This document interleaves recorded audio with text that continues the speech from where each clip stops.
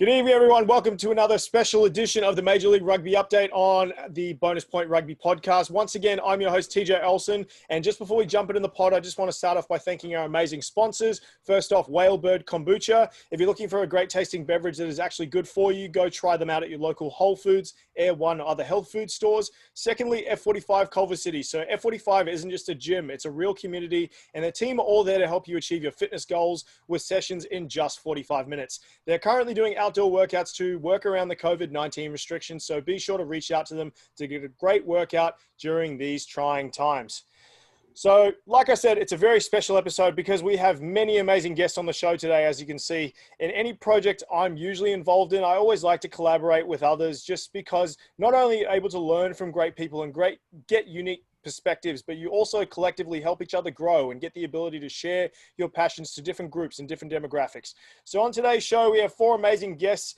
Please welcome our usual guest analysts from the Rugby Index, Cam and Walker Tice. And from the Rugby Rant Podcast, we've got Ty Braga and Rob Hammerschmidt. Welcome, guys. Thank you for having us on the show. Thanks. I'm flabbergasted that I'm both amazing and great, but I really appreciate it. Hey, I throw in as many adjectives and compliments.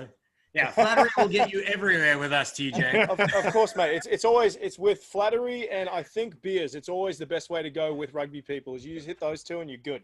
Hey, mate, you're not South African, so you're not working the official, are you? Because that's what I hear they do. New Zealand born, US born, New Zealand grown, and then lived in Australia for a bit. So yeah, I've got a bit of a mix. But gentlemen, thank you all for being on the podcast today. Before we get started, I just want to wish Cam and Walker a happy belated birthday. Hope you guys had an awesome day yesterday, and also thank you. Shout out to you guys for also blowing up my Twitter feed as usual for all the breaking MLR news. If you guys haven't heard, whoever's listening, heard about the Rugby Index, check them out on Twitter and Instagram as they're the leading digital platform for MLR player tracking, market values, and team rosters, things like that. So be on the lookout. But yeah, happy birthday, fellas. I hope you guys had an awesome day. But we have two new guests today. And obviously, just before we jump into our first segment, I want to talk briefly about you guys and your podcast. So the show was previously known as the MLR Rant, or now known as the Rugby Rant. Ty, I'll give you the floor. Can you tell our listeners who may not know about your podcast and why the name change? Well, first of all, thanks for the opportunity to talk about it, TJ. Yeah, I mean, like most people, we just started out as a passion, driven, by the hobby, and we had started focusing on MLR. Quickly grew in the rugby-starved nation that the US is right now. It grew to popularity quite fast. People are still thirsty for rugby content. Myself, I actually run the MLR fan zone as well as the Facebook group. So that kind of become a hub of activity and conversation. And through that, I actually noticed two of my co-hosts arguing about rugby. Imagine that, right? Yeah. Both on opposing sides.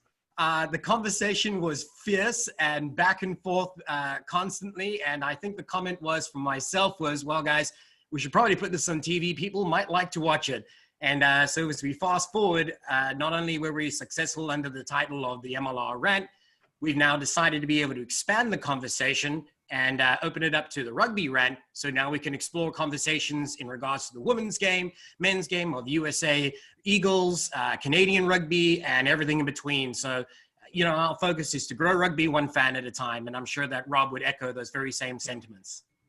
Yeah, Rob, do you want to cover that as well? Just your point of view on the podcast and what you guys wanting to achieve with it? Well, I think for us, like Ty said, we started off as just a hobby.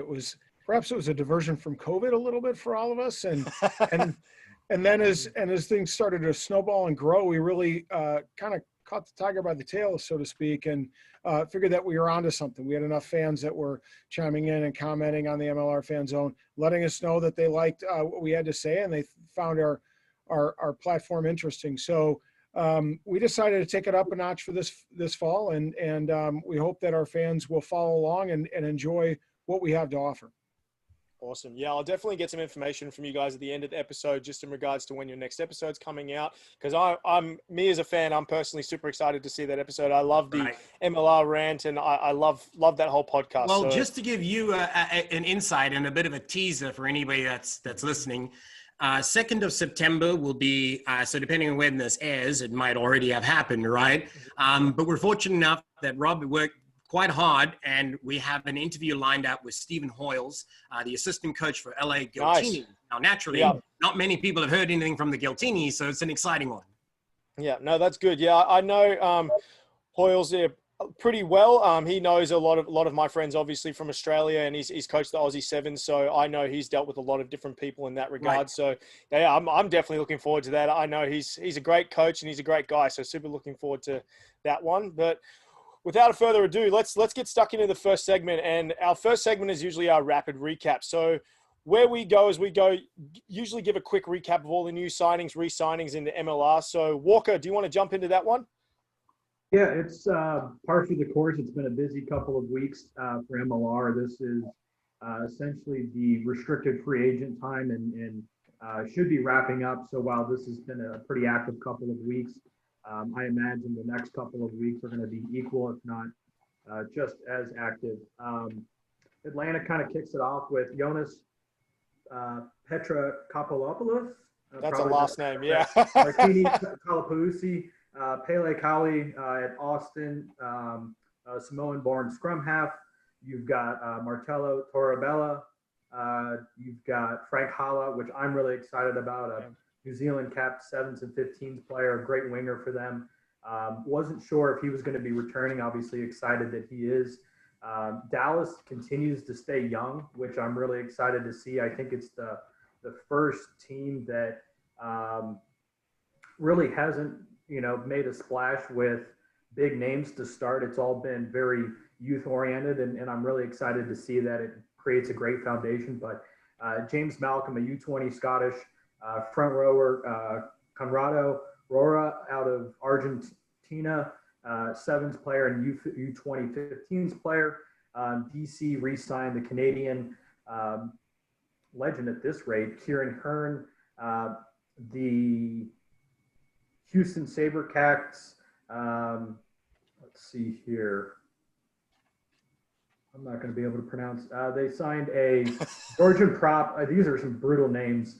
A Romanian center and then a Fijian lock. Check out our page because I'm not going to be able to pronounce any of those names. New England signed. If only it were that easy, if you were the commentator, you'd just be like, the Fijian has the ball. He passed it to the Aussie. That would be, yeah. So they're going to have to do better than I am, obviously. Don't worry. I see on Super Rugby all the time, all the I would say Anglo-Saxon commentators, they would try and pronounce the biggest island name I've ever seen in my life, and I would sit there and go, you did a good job, mate. No, that was good. I'll give it was worth a try. Yeah, sometimes you take the L and don't butcher it, and you just take the highlights that you can, I suppose. New England with Jack Graham and arguably the best loose forward name of all time. Tongan 15s and 7s player. John Pullen, the scrum half, has been signed. Eric de Jager, the prop coming in from Cheetahs, a Pro 14. Jackson Thebes is back. He's a football convert, so excited to see how he continues to progress. I think he was playing a lot of club rugby to continue to develop his skills, so hopefully he continues to make an impact for the Free Jacks. Stephen Henshaw, Mitch Wilson was a new one, high school and collegiate All-American. San Diego, they've been relatively quiet, but starting to make a little bit more noise. CeCe Mahoney, who got an opportunity early as a young Tongan lock with the U.S. national team, Tongan descent, I should say. Only 23 years old, has a couple of caps, and really, if he can keep his fitness up, I think he's somebody that can make a peek back into the national team. Obviously, still very young. Aaron Mitchell, prop, Jason Teal, center, Ben Mitchell, and Save Totovasua. Toronto kind of wraps it up with Mike Shepard, Johnny Sheardon, and then Jason Higgins, scrum half. Was with Rooney a couple of years ago, took an absence out of MLR, and now is back. Okay, yeah, I think obviously like last episode, we've got a lot to cover, a lot of new signings, but and obviously Jack Ram is a guy that I'm super excited to see, but I'm personally excited for Jackson Thebes for New England. Although he's played both rugby and football, he played predominantly a lot of football in his college career, and I'm looking forward to seeing how impactful a lot of these so-called football converts can be in this league. Rob, is there anyone particular on the list that you're excited to see? Yeah, I'm a NOLA guy, so of course I'm excited to see that NOLA's been extremely active throughout the course of the whole summer. I think they've been pretty consistent in their activity, particularly right around the draft. Not only that I think they got after it in the draft, but that they also signed some young free agents, as well, that didn't get drafted, or guys that couldn't enter the draft. And Sam Barry is one of them. Real young kid, played in Europe a little bit in between playing at UCLA and his stint with the USA Sevens All-Americans. Brian Nolt, of course, was drafted, carries a nice size, and I think that's going to be a nice player to develop in their system. But I think those guys are kind of going to develop over time. It's going to take a year or two before they really become a full-time starter, but we've seen that NOLA is really good at developing their players out of college. I can't help but to mention that they've lost Con Foley and Scott Gale, and so it'll be interesting to see who they find in that midfield to really not only find the gaps, but also take down a couple of defenders with them. And of course, Carl Meyer is going to be one of those individuals. But key additions: Damian Stevens. They needed a scrum half because Scotty Gale had to step in the absence of Holden Youngert last year, and I think that really hurt them because they were used to seeing Scotty Gale play at 10 rather than 9. So it's important that they have a good backup and they have a good mix at halfback. Of course, Juan Capiello from Argentina 15s and the Puma 7s. I'm interested in him. And of course, Devon Short, right? The big trade. They really have I think, to me, and I'm biased, I'll admit it, their back row has to be one of the best back rows in the MLR. You have a USA stalwart in Cam Dolan. You've added Devon Short. You have a guy like Malcolm May, who's just a physical presence on the field. You have Nikolai Bursic, who's very versatile, can play in the second row, can play in the back row. So I'm really excited to see what these new players that bring in, not only their young guys, but these new signings bring to the mix and add to what I believe to be a very consistent roster. Yeah, definitely. Ty, do you have anything to add to that? Well, obviously, Rob is heavily weighted in his opinion with NOLA, but I truly do think they have got a good side. And, you mentioned something about investing in youthful players. That's important to note that NOLA has that strategy all the way through. They're continuing to be able to build. So when they sign a player, they're not thinking next season, they're thinking 3 seasons ahead. Yeah. They're willing to invest in those players. You spoke about Dallas doing the same thing. I think that's notable as well. So, they got the draftees, they got the team, but the ones that I've been tracking have been where the Raptors have found their new hub. So it's great to be able to see with Dallas, you got names like Chad Gock, Carla Denison, a great scrum half. Between him and Nick Boyer that were trading spots this season for Colorado. And it remains yet to be seen what else will be coming and where the rest of them will find their home. But it's pretty exciting to be able to see that. I would say easily 50% of that squad has already found their home. Yeah, definitely.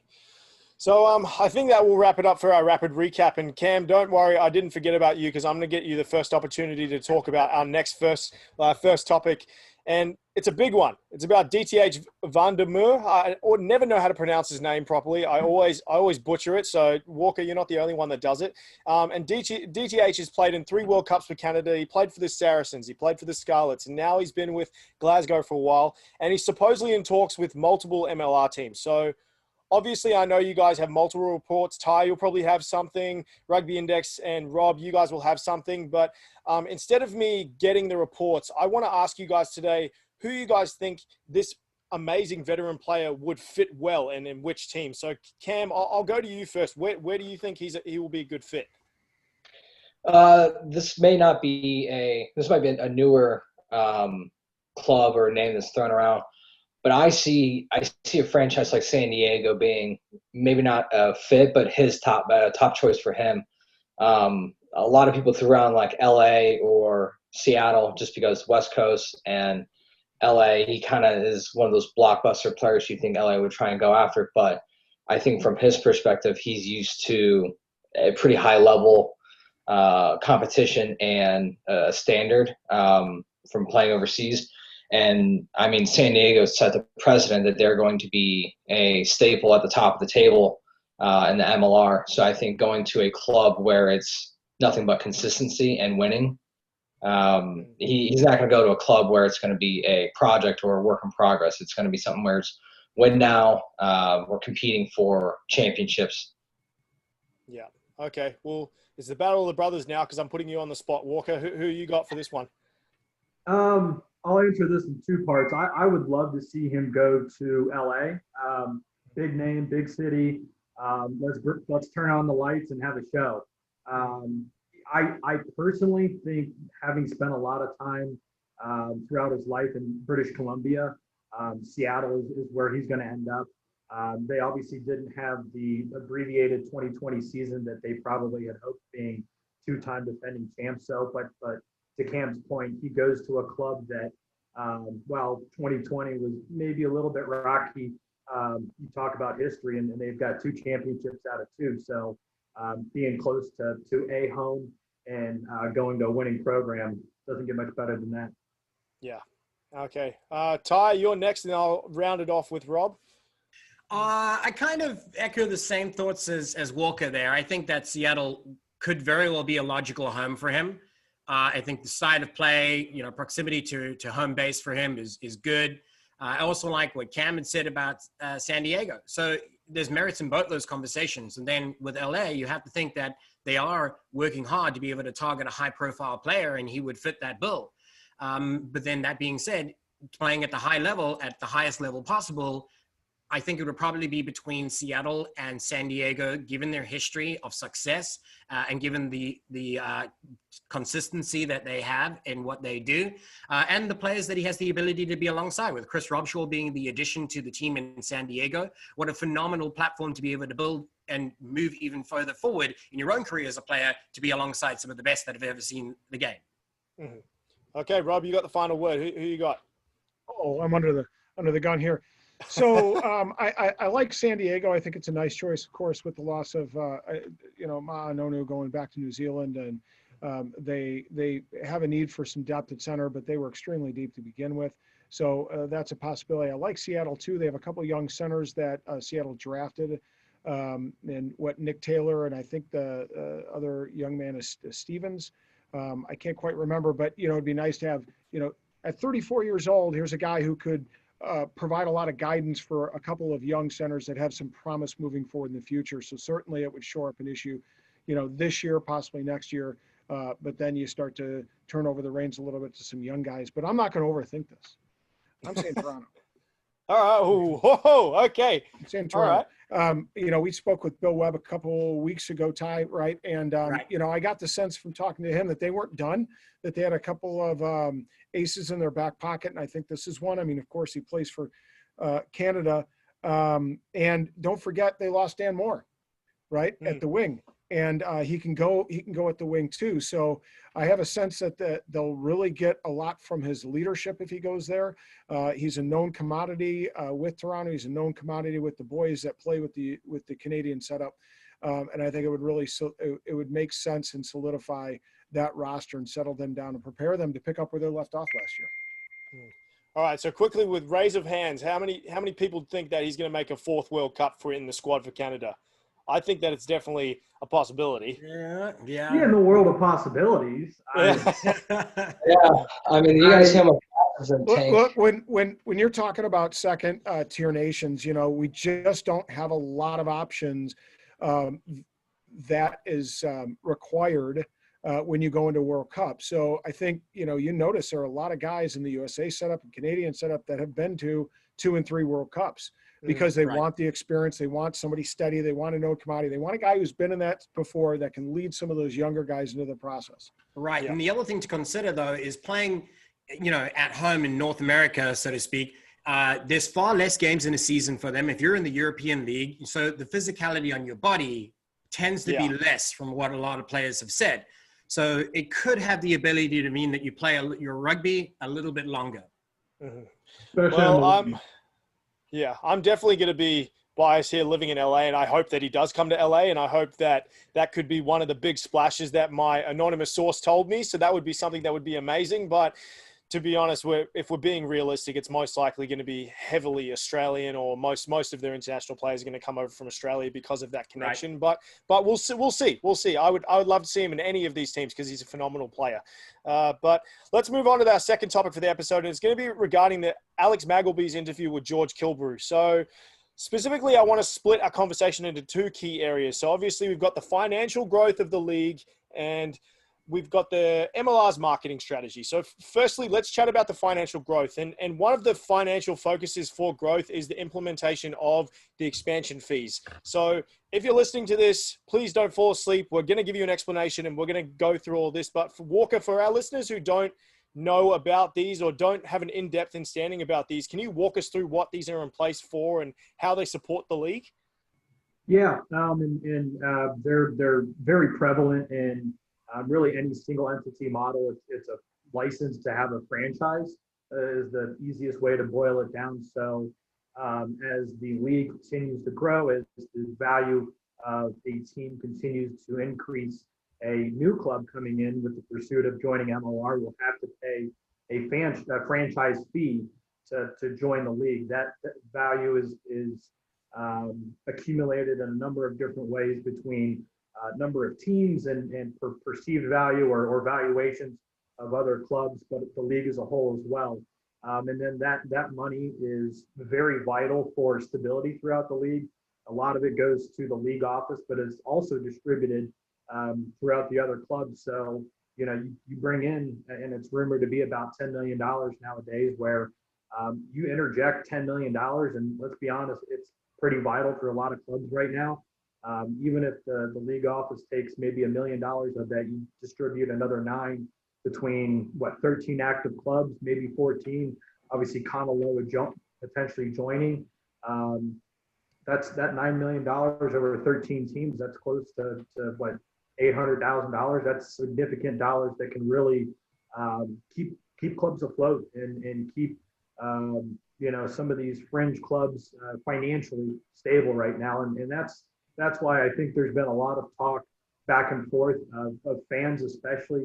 Is the league growing too fast? Is there not enough player depth and so on? And that's a totally separate conversation. But and from my experience working in professional sports and in specifically Major League Soccer, expansion always brings stability, whether it's, and we talk about this concept of diversification of revenue streams. Well, expansion fees are a revenue stream. And while they're sometimes inconsistent, depending on how rapidly or not you're expanding, anytime you can bring those dollars in, and especially right now, given the limitations of 2020, it's pretty vital dollars. Mm-hmm.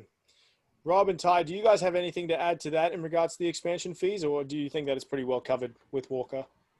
No, I think he did a great job of covering it. One thing that's important to note is that year after year, it steadily has increased. And while it's definitely recognized, or say the consensus is that it's about 10 million or so at the moment, where will it be by 2022, 2023, if it's trending upward like that? So yeah, it definitely stands as their biggest cash injection into it. So it is heavily weighted as great importance. Yeah. Rob and Cam, do you guys have anything to add? The only thing I was going to say is, obviously in these difficult times, butts and seats makes a difference for revenue streams, and with COVID, it's going to be a tough road to hoe there.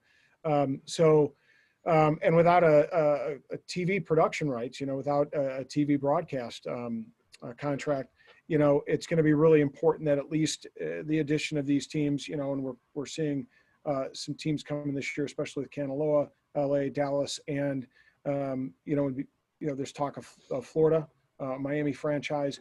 So this might help sustain the league through these kind of lean times and through the difficulty of maybe having no butts in the seats, and get them over the hump and still kind of create that the excitement that's been generated over the past two and a half seasons. Okay. Cam, anything to add just to round it off? Rob touched on it a little bit. I think there is a bit of a misconception. And Walker said that his point is dead on, that these expansion fees are just incredibly vital at this time in the league's existence. But I think there's a misconception that, well, we have TV deals and then the rugby's on TV, but that's really not a revenue stream at the time for the league, simply because it's more of a service to the fans. And they're honestly, if anything, they're probably losing some dollars on providing it to the fans and just trying to get it out there for viewership, rather than actually bringing in or having a broadcasting network that will actually pay for it at this point. And to that point, if I can just build upon what Cam was saying there, in regards to the broadcast, it is a liability. Rob had actually mentioned this in one of our previous episodes, but we recently had the opportunity to talk with Scott Green, who officiated the last two championship finals. So TMO is always a topic of discussion. Why don't we have it in the MLR? Well, it comes down to production, right? We don't have the ability, or at least every stadium doesn't have the ability to reach that standard because of the cost that is burdened through broadcasting. You have to have more teams. You have to have more camera angles. You need more cameras. So yeah, at this time, it is more of an expense than anything else. To that point, though, it is increasing and the viewership is building. What I enjoyed hearing from Killebrew in that interview is that he had said that one of the games this season, which was the Free Jacks and let me see, I had my notes here. Free Jacks, San Diego. Now, obviously, San Diego has really great, phenomenal sport in stadium. It looks good on camera. The optics look fantastic. It's a good field. Doesn't have the cross-hatching of all the football marking. So it looks good, right? It's a great product. So that ended up having a television rating of 0.88. To put that in context, it is the highest rating that they have ever received on Fox Sports 2 for a regular season game thus far. Oh, wow. Okay. So incredible to be able to see that. Sadly, it was cut short, but the momentum was definitely trending upwards. Yeah. I'll just, again, compound on what Ty said and echo what Cam said. And he's exactly right in that a lot of times this broadcast, it can be very close to either making money or, not making money, let alone breaking even. The caveat to that is that while the league is trying to develop more paid sponsorships, with all that viewership, it's just higher leverage to then go to these sponsors and say, not only are our eyeballs in the stadium, but you've got eyeballs across the country. These are our biggest markets and so on. And so you can continue to leverage that not only to get paid sponsorships, but eventually even larger sponsorships. So kind of a double-edged sword there. Yeah, definitely. And I think, Rob, you touched on it a little bit. It's another part of the financial growth is going to be contingent on ticket sales and game day revenue. You said butts and seats, but with COVID-19 still very present in the US, who knows if we're going to see fans attend games due to safety concerns, whether that's during half the season or even potentially, we don't even know what's going to happen in the future. So, Ty, I'll go to you first. Obviously, if this does happen, this will impact the league, but how severely? So do you think that things like the expansion fees and things like that, they will cover our ass, excuse my French, or will it be something that your French is perfect, I understand. Yeah, not having those butts and seats will be impacting it so severely? I mean, you got to think worst case scenario is what you're addressing. Okay, if we have no games, I mean, I feel bad already because think about it. This is actually, if that comes to be true, that there's not going to be, or there's going to be a delayed start to the season, it's going to impact all the teams, but it's going to impact some more than others. If you look at somebody like Toronto or Rooney, who didn't even have a home game this season, they didn't have a single ticket sold that somebody could actually use. So refunds, some were carried over. So yeah, it's an incredible burden. If that does happen, that we have to push back the date of the start. Now, there are some rumors, all rumors, of course, but there has been rumors that it might be an April start. So why would you want to be able to choose this? Well, I would have to imagine that if I was trying to think about the strategy, and obviously everybody's pulling their hair out trying to be able to figure out a plan A to Z, right? But it's almost worse to be able to be starting the league and have to be able to stop it 2 weeks later. So as much as I hate to be able to admit it, it might be a smart thing to be able to push it back to, say, an April start, something that is still feasible within your model. And well, that's what a lot of people were pushing for the NFL, because so many people are saying don't start the NFL now, push it further a couple of months, because like you said, or the MLB, for instance, a lot of people are saying don't start 2 weeks in and then cancel the whole season after that. So, and I just like to add, I think it would actually do some teams favors. Think about teams like New England. Think about teams like Toronto. You know, they're not exactly in great climates in February and March.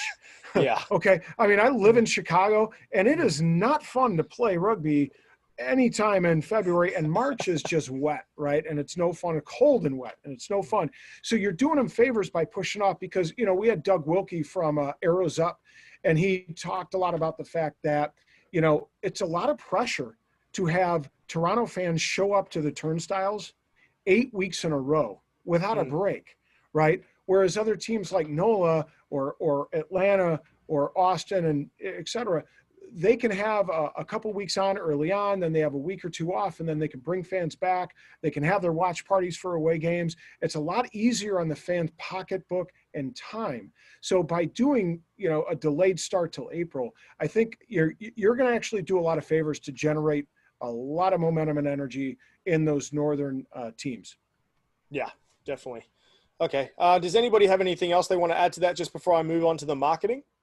Well, the one thing I would add to that is that's actually something that came out of the interview with Killebrew, is that he said that they're actually looking at the MLB, NCAA, these organizations, and they're trying to study what they're doing, analyze it, and see what they can learn from it. So while we have this no play condition, we've got a lot of time to be able to figure out what next season's going to look like. And I think that's what they're looking at, the positive in all of this. Yeah, definitely. All right, cool. So obviously the other facet is we're going to speak about the marketing strategy of the league. So obviously something the league is trying to do is grow player recognition. And that's something that is very important, especially with people getting to know the sport, is getting to know the big players. So something that's getting thrown around a lot is the idea of names on back of the jerseys. And I'll just give my personal take on it. I understand why the MLR could look at doing this. And I know a lot of fans would want to buy a jersey with their favorite player's name on it. But to be honest, I've personally liked the idea of being unique and being the rugby jersey is just a rugby jersey. So it's something where I know some competitions have done it, whether it's overseas from here or UK or Japan, things like that. But and you picture certain players, like you picture Dan Carter in the 10 jersey for the Crusaders, or you picture Todd Clever in your US jersey. But a rugby jersey's always has that aura to it, where it's that next guy could step up and they could, at any given moment the following week, they could do that jersey proud. So just like the DTH topic, I'll go around and I'll see what you guys think about that opinion. Cam, we'll go to you first. What do you think? I think it could honestly, this kind of touches back to our previous topic. I think it could be a very interesting revenue stream. I know jersey sales aren't what makes or breaks a league, but at this point, revenue, one of the biggest points, regardless of the topic, Killebrew made was diversifying revenue streams. And if, the clubs and league itself gets a cut of that revenue stream, dollars in the pocket are crucial at this point. And if that means someone's going to buy a jersey of their, honestly, if you're a collector, imagine what a Chris Robshaw San Diego jersey with Robshaw on the back of it would go for. Like, yeah, that's the baseball card mentality, but it's something different they could definitely look into. But the other question is, I've seen I was actually watching some Pro 14 earlier, and I noticed that in place of where I guess you would put a name on the back of the shoulders, they had all advertising. So what is the difference? Are you going to have a paid sponsor on the back of the jersey across the shoulders that makes you more money, or are you going to have a player's name on the back that, after market research is done, is a stronger revenue stream? We don't know, but it could honestly be a leveraging point for sponsorships. Now that I'm kind of hashing it out loud, you could take it and say, hey, this is what revenue we generated with names on the back of the jerseys. Imagine if that's your logo. Okay. All right. Rob, your thoughts? Well, it's kind of interesting. I don't have a problem with it. I grew up playing American football when I was a youngster, so names on jerseys, I'm all used to it. Here's my concern. Austin, I thought they did it last year for a couple games, right? And they even put numbers on the front. I think they did. And what do we see? Because they had to apply it via heat press, they actually peeled off during part of the game. Like numbers were peeling off shirts during part of the game. So to me, it kind of, when that starts to happen, the product visually starts to lose its appeal, particularly on TV. What I thought is interesting from that interview is Alex Magleby talked about putting actually names on the shorts. So a player, if you're 1 through 23, you're not giving your shorts to anybody. You're going to wear your shorts, right? So you put your name on your shorts, right? Which I thought was kind of an interesting approach. Probably a little hard for TV, but interesting approach. Now here's the thing: Rattle Rugby ATL actually sold jerseys, jersey shirts on their shop at the beginning of this year, and they had like my guy down there, Chance Wegalewski, a prop from the United States. There was a shirt that had his name on it, and I thought it was pretty cool. That, a T-shirt's more reasonable to buy, and I wish they would have had a season to find out how the sales were gonna, how much revenue they were going to generate off the sales would have produced from those jerseys. Mm-hmm. Okay, Walker, next. Well, and ironically, I just got a glimpse of the game behind Ty there. I think Seattle has a sponsor on the back of their jersey there, if I saw it correctly. So I would love to see the numbers. How much revenue did Austin produce and versus Seattle with a jersey sponsor? Obviously, Austin, with their very quick brand transition, has a very finite window to collect data from and see how much revenue you've actually produced of it. But, in different markets, and you can kind of counterpoint through it all. It's obviously American, I don't want to call it tradition, but style to have your name on the jersey. Rugby being such a global sport, I feel like I want to keep true to that. And while MLR can adopt a lot of American styles, for me, that's one that I like to keep kind of, I'll call it standard and not have a name on it. To the point that you made, TJ, it's nice to know that somebody can step into the 2 jersey week in and week out. Might be a different guy, but they can always represent that. And for me, it's more of a team mentality. And even within that, it's a positional mentality that whoever's wearing that 7 jersey for San Diego, they're just known for always being at every single breakdown and every single tackle. It doesn't matter who replaces it or who's wearing it. Well, it's, Solomon Muching or Rob Shaw or Tommy Lau, whoever, and he doesn't play 7 much, but you get my point of whoever's in that back row, you just have a perceived value in that player or that position. So, I think if you can sell the jersey sponsor for that shoulder blade area, sell that and kind of keep standard to the rugby style. Yeah. All right, Ty, you got last word. What are your thoughts on it? Well, there's a lot of great points that have been made here, but I guess it comes down to a battle between tradition and innovation. So it depends on where your values as a fan lies. But really, as a business, you would think that you would have to be able to see if the model could work. You'd have to investigate it at the very least. So yeah, looking at an option to be able to move it to there's a lot of real estate on a jersey on the back that could be used, as long as it doesn't deter from the tradition of the number. I guess the key difference is that if you were a football player, you could choose your number and that number can follow you in your career. Rugby, you don't have that. Yes, your number follows you, but that's because I think, Rob, you mentioned is that, you take on the jersey of the player before you. It's almost the passing of the torch to the next generation. And so you stand in that jersey, carrying that forward. So there's a different emphasis, a different loyalty to it. But as far as rugby goes in the US, I think you got to lean into what makes rugby here unique. The sporting culture is so different to the rest of the world. So we're not trying to sell rugby to the rest of the world. We're trying to be able to get people here to adopt it and enjoy it. So do it in the way that they find it familiar. My opinion as a fan is inconsequential. We're going to watch it no matter what. Let's be honest. Right? We're not going to play them for 10 minutes, but we're going to still watch it. And that's it, because I might have more traditional views. Who am I to tell somebody else how to enjoy their rugby? Yeah. No, I think you hit the nail on the head. It's, from my personal opinion, may not be the same as anyone else's, but I think you are incorrect from a business standpoint. You have to at least give it a go and see if it does generate some sort of revenue. And if it does pick up and fans do really like it, then so be it. That's the American way. It's something where you guys create something out of nothing, and then it just turns into this big global piece of awesome. So it's something where if it does happen, it does happen. If it doesn't, it doesn't. But yeah, let's see how it goes. But it's called the bonus point for a reason. Oh, sorry. Did someone want to go?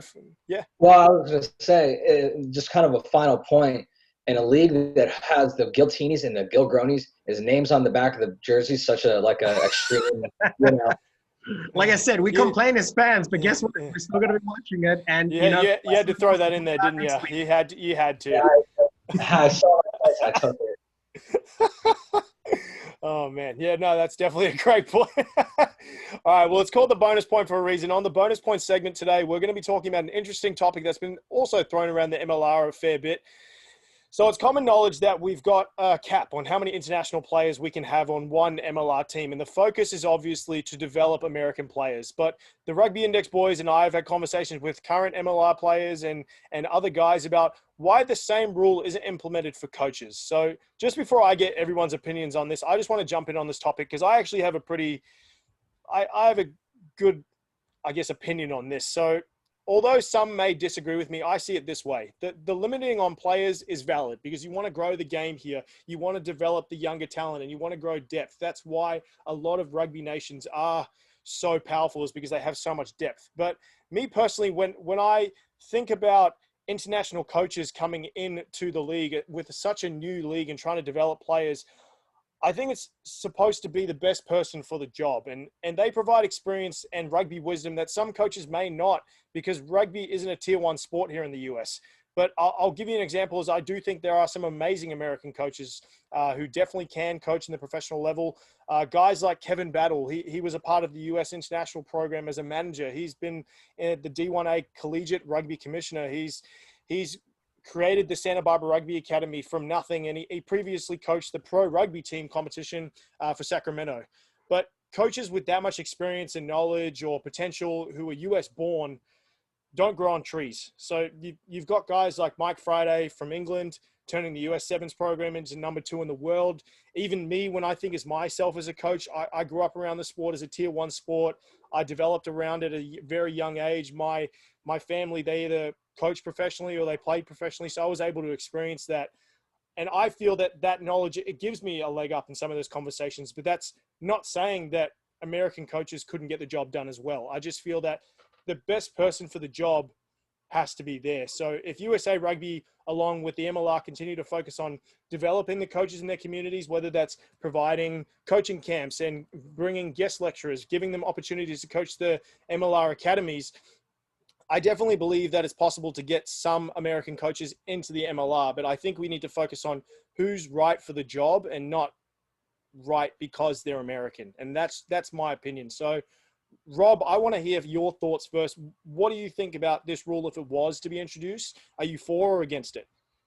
I quite frankly, I'm against it. And it's not that I really have anything against developing American coaches. As a matter of fact, I'm very supportive of it. I've been a youth rugby coach for a number of years while my oldest son was playing. But the reason I'm really against it is because I think it takes away from teams the ability to find coaches that fit their values. And within that, how do you determine who's a foreign coach? And I give a great example that fits this exactly what I'm saying. Nate Osborne, and I know NOLA, so I'm going to speak from that perspective. But I was waiting for it. Yeah, but here's the deal. He came out of Minneapolis, came out of Metro, right, the club scene. He worked with USA. He's been in the country. He's married to an American. He's an Aussie. And then he's gone down to NOLA, and he's been their only coach. And he's seen them develop from MLR in their infancy to a top-notch MLR team. And Right. oh, by the way, when he's down there, he's also helped coach their club teams to championships as well. So here's a guy whose values fit within NOLA's framework, developing players in the United States, helping develop youth rugby. Okay. And I think that's important. The other thing I'd say is I take a cue from my own experience as a club player in the United States. When I first started playing in the mid 90s, it was basically catch the ball, go forward, go down, set the ball, form a ruck, give it to the forwards, give it to the forwards. Oh, there's space out wide, get it through the backs and get it out to your wing. It was pretty straightforward. We are starting to get breeds of kids who have grown up in rugby all of their life, playing from 4th and 5th grade. Are we where other European countries, South Africa, New Zealand, Australia are at? Not yet.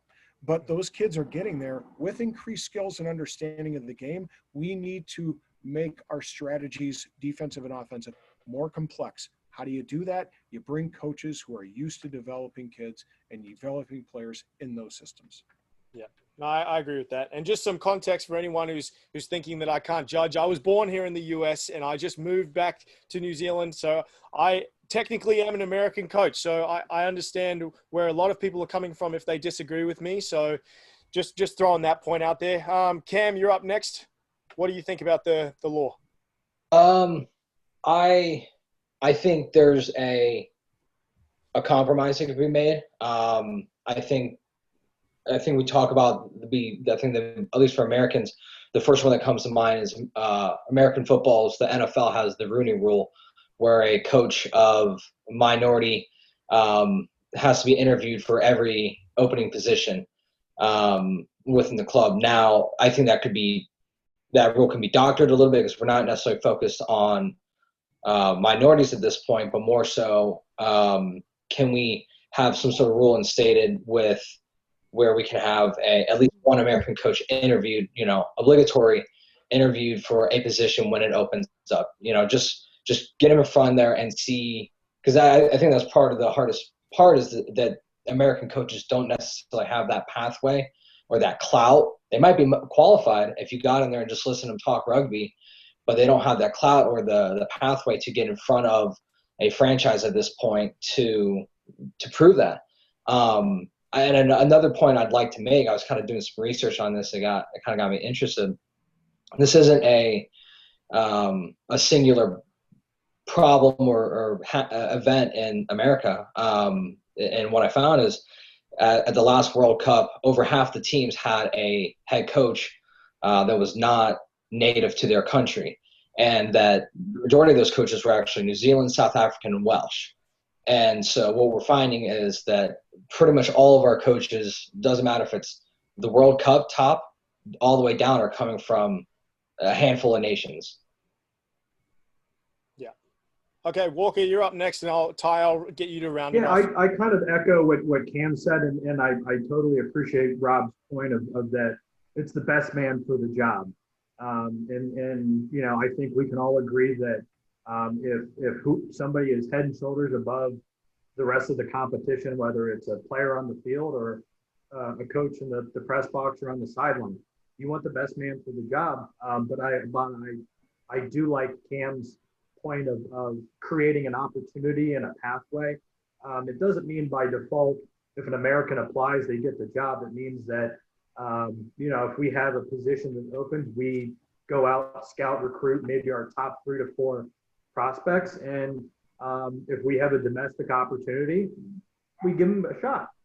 They come in and they flop, and they're not qualified. But if we at least give the opportunity, somebody might surprise us. And while we're here in Cincinnati, I don't like to use Mike Tomlin as an example with the Pittsburgh Steelers, but when he interviewed for that position, he was, considerably what people thought to be underqualified. Well, you fast forward a few years, and I'd say he's done a pretty darn good job. He's done a great job, yeah. And so, I think the Rooney Rule is it's not a mandate, but it's a kind of unspoken rule to a degree.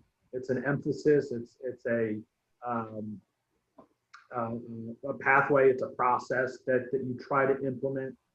It's not set in stone that every single interview has to include 3 Americans or pick X number of individuals. But to the best of our ability, let's try to create that pathway and continue to promote within. And yes, MLR wants to put the best product on the field, and but ultimately we want to continue to see American rugby grow. And you know, if you want a head coach to come over, coach for a few years and leave, that's fine. I can appreciate that. And yes, Rob, they're gonna, you know, Scott, I think is maybe the caveat to this is he's somebody born overseas, moved over however many years ago, and gosh, he was with Metropolis. It seemed like forever. Here in Cincinnati, we played them pretty frequently in the Premiership, and I'll be honest, they most of the time had the upper hand on us. So he's always, I mean, he creates a quality product and has now done it in NOLA. But I want to continue to see the American game grow, and after an American coach has that opportunity, learn from, you know, not only players and other coaches, but then they keep that knowledge here and continue to develop the game here. And so I think there's a point, counterpoint, and balance that you will find within it. But I guess those are my general thoughts. All right, Ty, I'm sorry to interject. Yeah. Isn't it this is an answer to the wrong question? Okay. What's that? I mean, well, it's an answer to the wrong question. Why don't we have more quality coaches that are qualified? Right? It's because we're not developing coaches well. Yeah. Yeah, I think you just answered the line question. Well, that's actually something I could cover. Is I went to the most recent coaching development camp here in California, and I walked into the room, and there were, I think, 7 people in the whole room, in the whole Los Angeles County, and there was many people traveling because it was on the same weekend as LA Sevens. On the Friday or on the Thursday, you can come down, you can travel, you can do the coaching conference, and on Friday or Saturday, whatever day it started, you can go to LA Sevens. But the amount of people that just weren't interested in learning from the elite coaches that they were offering. And I was looking at some, I can't remember specifically who it was in that meeting, but it was an amazing meeting. I'd learned stuff about 7s, 15s that some of it I'd already known. Some of it changed my whole outlook on coaching. It's something where these platforms and options are out there, but some of the coaches still have to go into it and actually take the bull by the horns and go learn from these people. And then once we get international coaches over there, it's definitely something that people need to take advantage of. So it's kind of a catch-22. We've got the options. There needs to be more of them. And when there are options there, coaches need to take advantage of them. So I totally agree with that, Rob. We need to continue to develop American coaches, and it's definitely the answer to the wrong question. So, Ty, I'll leave it for you, and then you can round us off. Well, obviously, you guys have covered a lot of great material. So the benefit of going last is that I get to be able to just build on what you guys have said. So, yeah, it's important to be able to develop coaches locally. It's also important to note, as Rob mentioned, that coaches that are perceived as being foreign coaches have an investment in American rugby, and maybe they've been doing it for years. So you can't discount the value that they have. But really what it comes down to me is about rugby IQ. You know, you either know the game at a level that is higher than most around you, and if you can you share that with the people around you? Mm-hmm. So ultimately, if you have those two components there, bring in all the experience you can get, make sure that they share it with those around them. And as you so rightly pointed out, you have to have those coaches step up, take the resources available to them, and then also be given the opportunity. Now, another layer of that to recognize is the community game.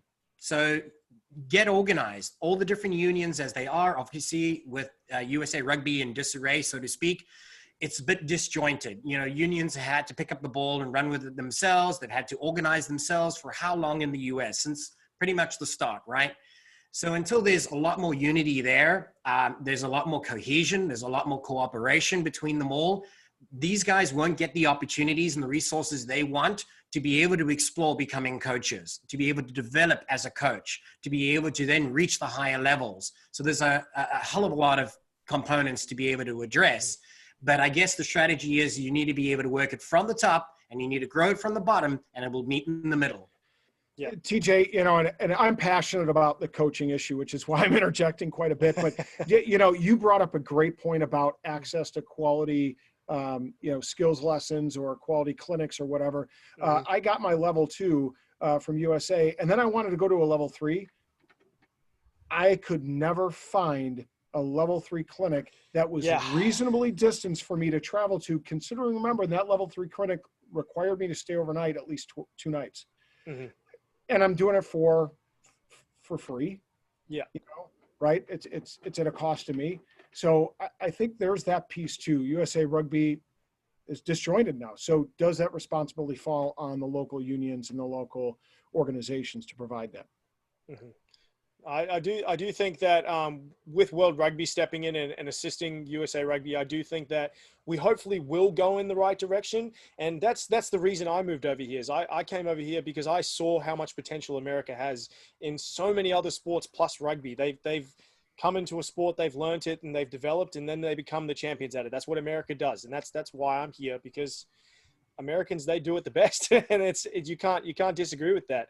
But yeah, at the end of the day, all we want to see is American rugby thrive and grow. So Cam, do you have something else you wanted to add by any chance, or Walker, just before we finish? No. For me, I just started to dabble in the coaching. I coached my alma mater, University of Cincinnati, and their D1 AA, and for me, the ascension of the club is probably hit a peak a couple of years ago when they made the semifinals. Unfortunately, lost a brutally close match to Notre Dame College. But through all the years of playing and now a little bit of coaching, I learned more from Joff Moore, brother Brad Moore, who's now coaching New Zealand. He came over and coached the Wolfhounds this past fall, and just having him around for even 3 months, just his style of coaching, his perceptions of coaching, I learned more from that than I did in probably, we'll call it maybe 10 years of being involved in the sport now. So I totally appreciate a quality and very qualified person coming over and interjecting their knowledge. But when we talk about sustainability, and Rob's exactly right, we have to have that pathway and that development here. And it's not very accessible. I'm in the same situation. I've got my level 2 completed. I don't know where I can get my level 3. I don't. And so I'm in that same boat. And so it's about accessibility. It's also learning from quality individuals. So it's a rock and a hard place. Yeah, definitely. Okay, guys. Well, that's our MLR update done and dusted. I just want to thank our amazing guests, Cam and Walker from the Rugby Index. Be sure to check them out on Twitter and Instagram for all your MLR updates. Also, big thank you to Ty and Rob. I know you guys aren't regular guests on our show from the Rugby Rant, but joining us on the podcast today really, really gave us a whole new element. I love everything you guys are doing for Major League Rugby, for rugby in America. Really looking forward to everything you guys have got in store. Thank you so much. You said it was September 2nd, guys. We're going to be seeing a new episode, the interview with Hoyles. That's right. And then it will run every week. Wednesday, we'll have a live interview with a rugby insider from, of course, the US and Canada. And in addition to that, we'll do our Rugby Rant episodes, which is a rugby debate show where our guests compete against each other for the title to win nothing. No. Bragging rights are a little trophy. Bragging rights, little trophy. And I agree with Walker. Bragging rights are always the one that you can sit there and you can hold over anyone's head. So that's a good one. But yeah, thank you so much, guys. Lovely episode, lovely insight to everything. I hope everyone enjoyed. And thank you very much for tuning into the Bonus Point Rugby Podcast.